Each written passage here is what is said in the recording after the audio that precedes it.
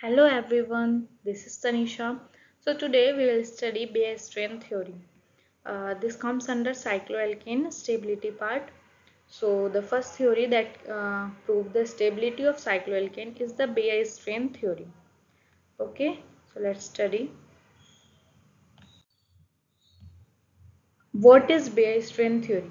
So जो Bayes strain theory थी वो एक Nobel prize winner German chemist थे एडोल्फ वैन बेयर। उन्हीं ने डिस्कवर की थी और उन्हीं के नेम की वजह से इसका नाम पड़ा बेयर स्ट्रेन थ्योरी। ओके, तो इसकी कुछ पोस्टुलेट्स थी, तो जो जो इसकी मेन पोस्टुलेट्स थी पहले हम उनको स्टडी करते हैं, फिर पढ़ेंगे कि according to this theory actual में क्या कहा गया था। ठीक है, तो first, the sp3 hybrid carbon atom constitute a ring lie in the same plane.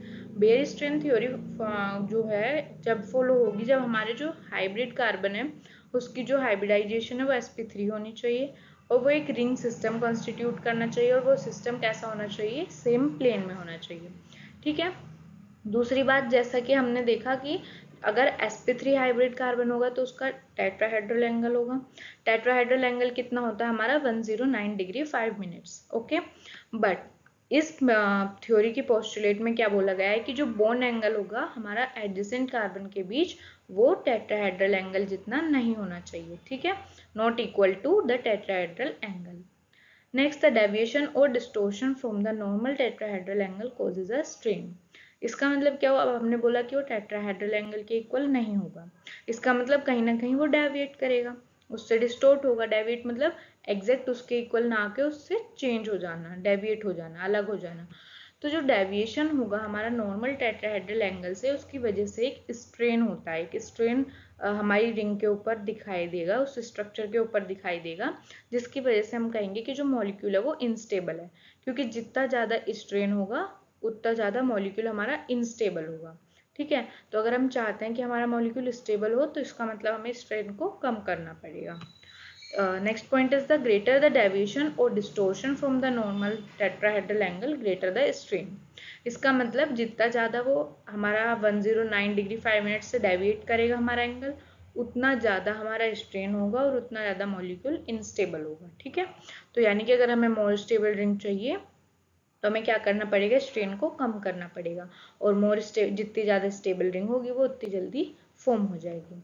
तो according to Baeyer strain theory ये कहा गया कि बोन एंगल में जितना ज़्यादा हमारा डेविएशन होगा उतना ज़्यादा हमारा स्ट्रेन बढ़ेगा, और जितना ज़्यादा स्ट्रेन बढ़ेगा उतनी ज़्यादा हमारी इंस्टेबिलिटी होगी। ठीक है, so Bayer postulated that any deviation from the normal tetrahedral value would impose a condition of internal strain on the ring. Okay, next is, अब हमें पता कैसे चलेगा कि भाई डिस्टोर्शन ज़्यादा हो रहा है या कम हो रहा है, डेविएशन कम है ज़्यादा है, कैसे पता चलेगा? तो हमें ये पता चलेगा एक डिस्टोर्शन, इससे डिस्टोर्शन एंगल से। ठीक है, जिसे हम एंगल स्ट्रेन भी बोलते हैं। तो इसको कैलकुलेट करने का एक फॉर्मूला होता है हमारे पास। This is the formula, distortion angle, angle strain या फिर इसे बोलते हैं हम tetrahedral angle minus internal bond angle divide by 2। Means tetrahedral angle मतलब हमारा 109 degree 28 minutes. Internal bond angle depend करता है हमारा कौन सा टाइप का स्ट्रक्चर है। जैसे साइक्लोप्रोपेन की बात करेंगे तो 60 डिग्री है ना, साइक्लोब्यूटेन की बात करेंगे 90 डिग्री। इसको कैलकुलेट करने का भी एक फॉर्मूला होता है, वो भी हम देख लेंगे। तो देखो, जैसे साइक्लोप्रोपेन रिंग है हमारे पास, इसका जो इंटरनल एंगल होता है वो 60 डिग्री होता है। ठीक है, टेट्राहेड्रल एंगल हमारे पास 109 डिग्री 5 मिनट्स। अब हमें इसमें क्या निकालना है, एंगल स्ट्रेन। तो हमने क्या करा, इस फॉर्मूले को अप्लाई किया, 1/2 109.5 माइनस 60, हमारे पास आंसर आ गया 24.75। ओके, तो इससे हम क्या पता लगा सकते हैं कि इस पे जो एंगल स्ट्रेन है साइक्लोप्रोपेन रिंग पे वो कितना है, 24.75। ऐसे एक और एग्जाम्पल हम यहाँ पे देख सकते हैं, साइक्लोब्यूटेन रिंग। साइक्लोब्यूटेन रिंग का इंटरनल एंगल होता है 90 डिग्री। इस पे भी एंगल स्ट्रेन हमने काउंट किया तो 9.75। अब देखो यहाँ से हम क्या पता लगा सकते हैं कि जो हमारा साइक्लोप्रोपेन था, है ना, साइक्लोप्रोपेन का एंगल हमने कितना देखा, 24 पॉइंट समथिंग था, और साइक्लोब्यूटेन का उससे कम आया। इसका मतलब साइक्लोब्यूटेन साइक्लोप्रोपेन से ज़्यादा हमारा क्या हुआ, स्टेबल हुआ, क्योंकि इसका एंगल ऑफ स्ट्रेन कम है। तो इसके बाद हाँ, अब हम बात करते हैं कि ये इंटरनल एंगल हमने कैसे फाइंड किया कि इसका 90, साइक्लोप्रोपेन का 60। तो इंटरनल बॉन्ड एंगल हमने फाइंड किया इस फॉर्मूले की हेल्प से, 180 n-2 divide by n। n क्या है यहाँ पे? Number of carbon. जैसे अगर हम साइक्लोब्यूटेन की बात करें तो n की वैल्यू हो गई 4, तो यहाँ 4 रख देंगे n की जगह, तो ये आ जाएगा हमारा 90 degree. Okay, next this is the table कि इसमें हम सब देख सकते हैं कि हमारे साइक्लोप्रोपेन, ब्यूटेन, पेंटेन, हेक्सेन सब में कितना कितना स्ट्रेन जा रहा है, ठीक है ना। तो हम यहाँ पे ये सब देख सकते हैं कि साइक्लोप्रोपेन, फिर ब्यूटेन में और कम एंगल स्ट्रेन गया, फिर इसमें और कम, ठीक है। तो इससे हम क्या पता लगा सकते हैं कि भाई साइक्लोप्रोपेन सबसे कम स्टेबल है, साइक्लोब्यूटेन और ज्यादा स्टेबल है, साइक्लोपेंटेन और ज्यादा स्टेबल है, ठीक है। So let's study about the limitations of Bayes strain theory. So there are many limitations of this theory also. Let's study one by one. First one is carbon-carbon double bond is known to be formed easily.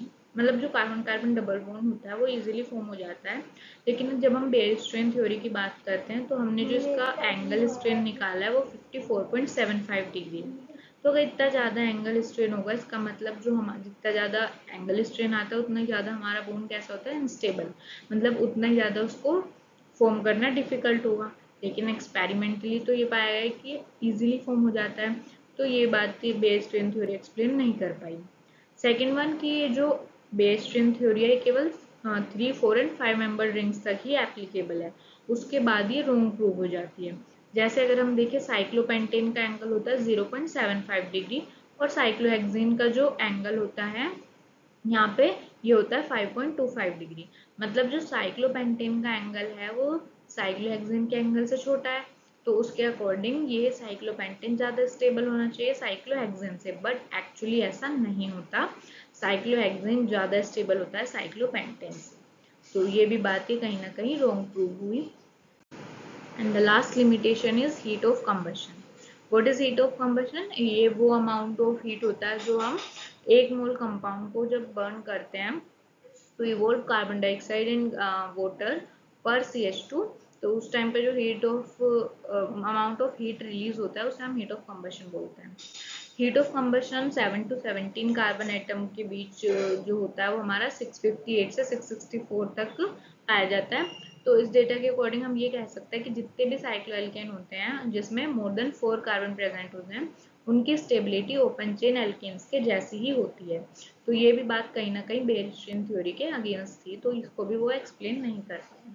So this is all for today, thank you, bye.